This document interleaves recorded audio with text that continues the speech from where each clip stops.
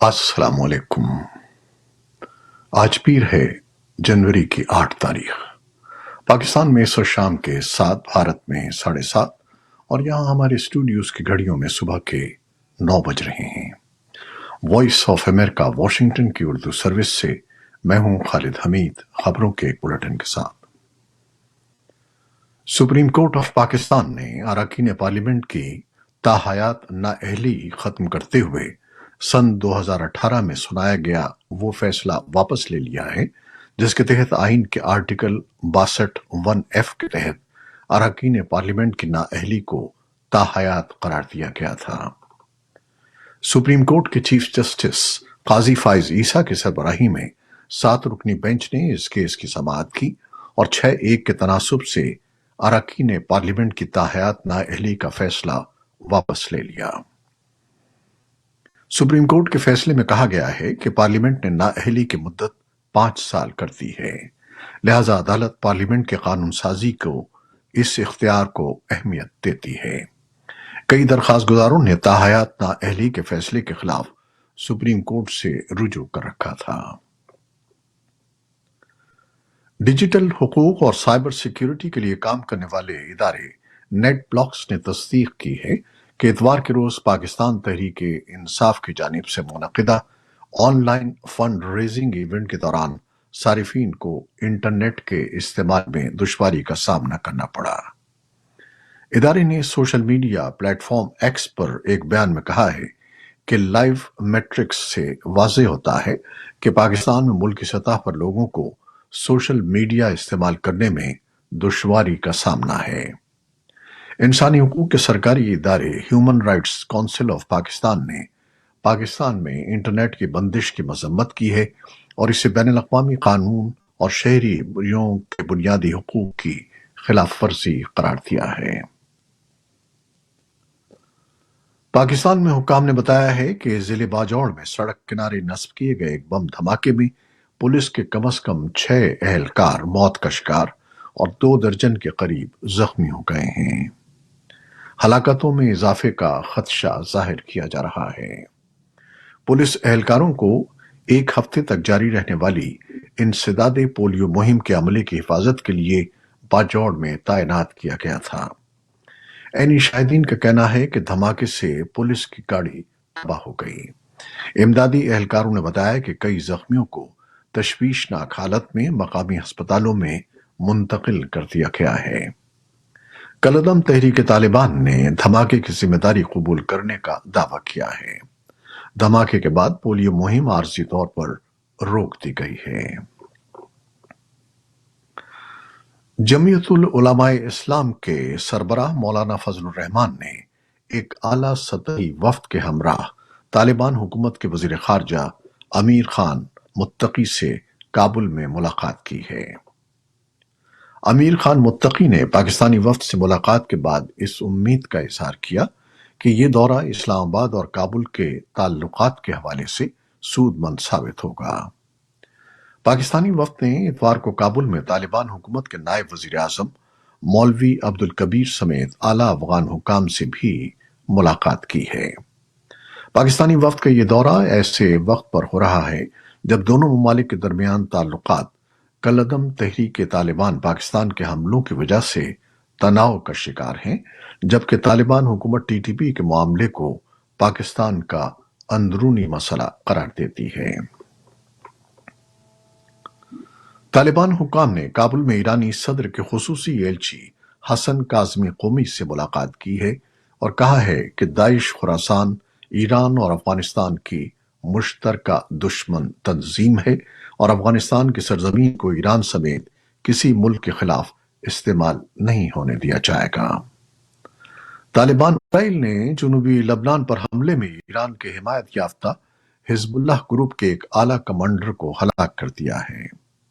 خبر رساں ادارے اے ایف پی نے لبنان کے ایک سیکیورٹی عہدیدار کے حوالے سے خبر دی ہے کہ ہلاک ہونے والے کمانڈر وسام الطویل نے جنوب میں حزب اللہ کی کارروائیوں کو منظم کرنے میں ایک اہم کردار ادا کیا تھا۔ سیکیورٹی اہلکار نے اپنا نام ظاہر نہ کرنے کی شرط پر بتایا ہے کہ حزب اللہ کے کمانڈر کی ہلاکت ان کی کار پر اسرائیلی حملے میں ہوئی۔ اس سے قبل اسرائیلی فوج نے حزب اللہ کو ایک اور جنگ کے لیے خبردار کرتے ہوئے الزام عائد کیا تھا کہ حزب اللہ نے شمالی اسرائیل میں ایک حساس اہمیت کے حامل ایئر ٹریفک کنٹرول بیس کو ہدف بنا کر حملہ کیا ہے۔ تاہم اس میں کوئی جانی نقصان نہیں ہوا۔ امریکی وزیر خارجہ اینٹنی بلنکن 7 اکتوبر کو حماس کے اسرائیل پر حملے کے بعد چوتھی مرتبہ خطے کے دورے پر ہیں۔ پیر کو اسرائیل روانگی سے قبل وہ متحدہ عرب امارات اور سعودی عرب کے رہنماؤں سے ملاقات کر رہے ہیں۔ اتوار کو انہوں نے قطر کے امیر اور اردن کے بادشاہ سے ملاقات میں اسرائیل کی جانب سے غزہ میں جاری اسرائیلی کارروائی کے دوران سویلین ہلاکتیں کم کرنے پر گفتگو کی۔ انہوں نے خبردار کیا کہ یہ ایک ایسا تنازعہ ہے جو آسانی سے خطے میں پھیل سکتا ہے اور اس سے لوگوں میں عدم تحفظ کا احساس پڑے گا اور ان کی مشکلات میں اضافہ ہوگا۔ انہوں نے غزہ میں اتوار کو 2 مزید صحافیوں کی ہلاکتوں پر افسوس کیا۔ جنوبی غزہ میں اسرائیل کی بمباری کے دوران مزید 2 صحافی ہلاک ہو گئے ہیں۔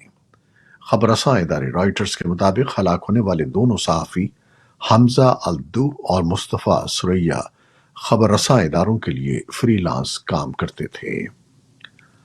حمزہ الدو نے قطر کے نشریاتی ادارے الجزیرہ کے لیے بھی فری لانس خدمات انجام دی تھیں۔ وہ غزہ میں الجزیرہ کے بیورو چیف اور سینئر صحافی وائل الدو کے بیٹے تھے۔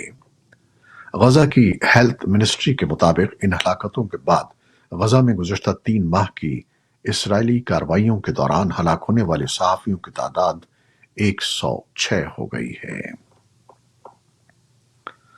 بنگلہ دیش کی وزیر اعظم شیخ حسینہ کی جماعت عوامی لیگ اتوار کے روز ہونے والے پارلیمانی انتخابات میں بھاری اکثریت سے کامیابی حاصل کر کے 5ویں بار حکومت بنانے کے قابل ہو گئی ہے۔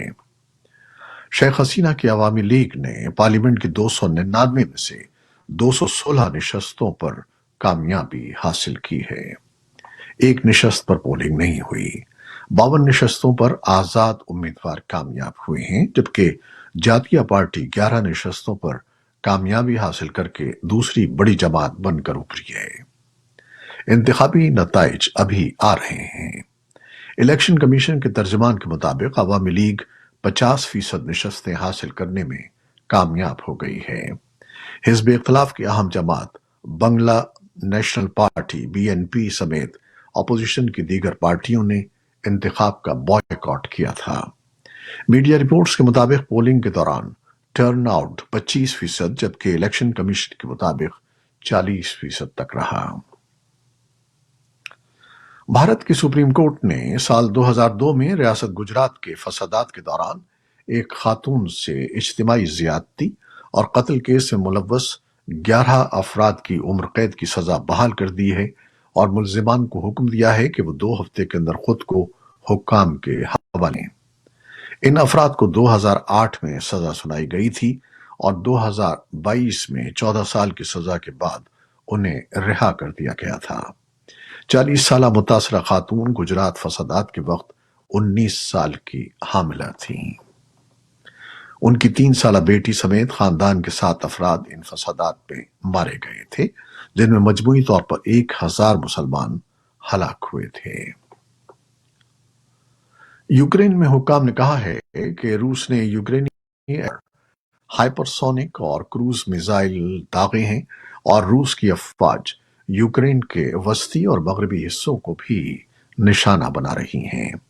پیر کو ہونے والے حملوں میں یوکرینی عہدیداروں کے مطابق کم از کم 4 شہری ہلاک اور 30 زخمی ہوئے ہیں۔ مغربی حکام نے پہلے ہی خبردار کیا تھا کہ روس موسم سرما میں بمباری کے لیے کروز میزائل کا ذخیرہ تیار کر رہا ہے، جس کا مقصد یوکرین کی دفاعی صنعت کو نشانہ بنانا ہے۔ 50 سالوں سے زیادہ میں پہلا امریکی قمری لینڈر پیر کو چاند کی طرف روانہ ہوا۔ نجی کمپنیوں کو خلائی دوڑ میں ناسا اور دیگر صارفین کے لیے سامان فراہم کرنے کے لیے یہ لانچ کیا گیا ہے۔ ایسٹروبوٹک ٹیکنالوجی کے لینڈر نے بالکل نئے راکٹ یونائٹڈ لانچ الائنس کے ویلکن پر پرواز کی۔ वेल्कन ने फ्लोरिडा की फजा से गुजरते हुए खलाई जहाज को चांद के रास्ते के चक्कर पर डाला, जो 23 फरवरी को लैंडिंग की कोशिश के साथ खत्म होना चाहिए। ये थी वो खबरें जो फेसबुक लाइव पर हमने आपके लिए पेश की। हमारी वेबसाइट, यूट्यूब और पॉडकास्ट पर यह बुलेटिन आपके लिए पोस्ट कर दिया जाता है। आप हमारे बुलेटिन को शेयर करते हैं और अपने कमेंट्स में अपनी मोहब्बतों का इजहार करते हैं, जिसके लिए हम आपके बेहद ममनून हैं। अपनी इन काविशों को जारी रखिएगा। न्यूज प्रोड्यूसर सैयद असफर इमाम और न्यूज एडिटर ताबिंदा नईम के साथ खालिद हमीद को इजाजत दीजिएगा। अल्लाह हाफिज।